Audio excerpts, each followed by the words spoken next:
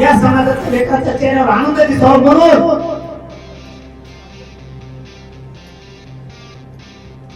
अरे जेवढं सुख टाकायचं तेवढं तुमच्या लेकराच्या पदरात टाकतोय.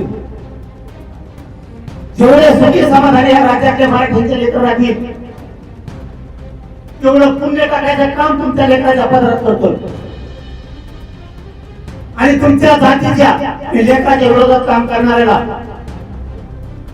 तुम्ही त्याला मित्र बनणार. मित्र कसा असतो? तो ओबीसीचा असतो, हिंदूचा असतो किंवा मुसलमानाचा असतो.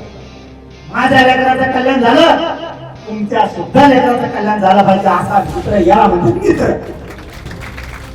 राष्ट्रवाद जातीच्या विरोधात भाषण करते, राष्ट्रवाद जातीच्या विरोधात याचिका दाखल करते, त्याला मित्र म्हणणार का तुम्ही?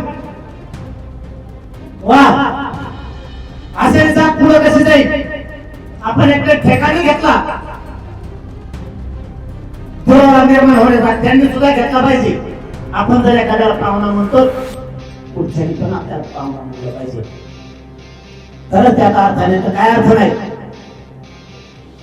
तुम्हाला महत्वाचे विषय सांगतो. आपल्या मागण्या काय? पहिली आंदोलनाची तारीख सांगतो. आंदोलनाच्या तारखेला जी तारीख डिक्लेअर आता होईल त्या तारखेला महाराष्ट्रातल्या एकाही मराठ्यांनी घरी राहायचं नाही. तारखेच्या पहिल्याच दिवशी जी आता तारीख डिक्लेअर करतोय त्या तारखेला पहिल्याच दिवशी महाराष्ट्रातल्या घराघरातल्या मराठ्यांनी अंतरवाली घ्यायची. जिथं जागा मिळेल तिथं बसायचं. तुम्ही येऊन जाऊन केलं तरी चालत नाही. थांबणारे थांबा. ऊन प्रचंड राहणारे. आपण आपली छत्री पाण्याची बाटली तरी रोज घेऊन यायची, येऊन जाऊ करायचं असं. पण आंदोलनाचा पहिला दिवस त्या तारखेला महाराष्ट्रातल्या एकाही मराठ्यांनी घरी राहायचं नाही.